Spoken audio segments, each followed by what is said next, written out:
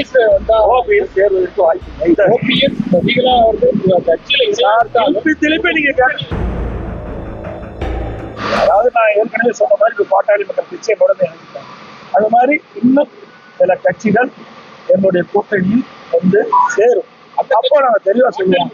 அப்போ எல்லா கட்சிகளும் ஒன்றாக சேர்ந்த பிறகுதான் இந்த சீட்டெல்லாம் முழுமையான விவரத்தை அறிவிக்க முடியும். சசிகலா அவர்கள் வந்து அதிமுகவுல மீண்டும் இணைவது குறித்து நீங்கள் ஏதாவது அப்படிப்பட்ட எண்ணம் அவங்க வந்தா நீங்க நாங்க வந்து இது குறித்து பல முறை ஊடகத்தில் பத்திரிகை தெரிவிச்சுட்டேன். மீண்டும் மீண்டும் அதை கிளற வேண்டாம். அங்க இடம் கிடையாது. ஏன் போகல அதெல்லாம் எங்க தனிப்பட்ட வரும். நான் இல்லைன்னா அதோட விட்டுங்க.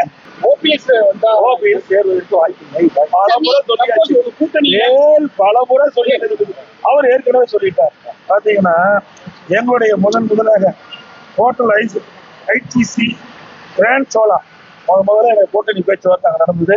அப்பதான் மரியாதைக்குரிய உள்துறை அமைச்சரும் நானும் இணைந்து பேட்டி கொடுத்தோம். அப்பொழுதே சொல்லிட்டார், உள்கட்சி விவாதத்தில் தலையிட மாட்டாரு. அதப்படி தொடர்ந்து அப்படித்தான். ஓபிஎஸ் சசிகலா அவர்கள் கட்சியில திருப்பி நீங்க நீங்க அதுக்கு இடம் பண்ணி ஏற்கனவே இடம் பண்ணி சொல்லிய தெளிவுபடுத்தியாச்சு. அதை மீண்டும் மீண்டும் அரைச்சமாவே அரைக்க வேண்டாம். இதோட 50 வரைக்கும் நான் சொல்லிட்டேன்.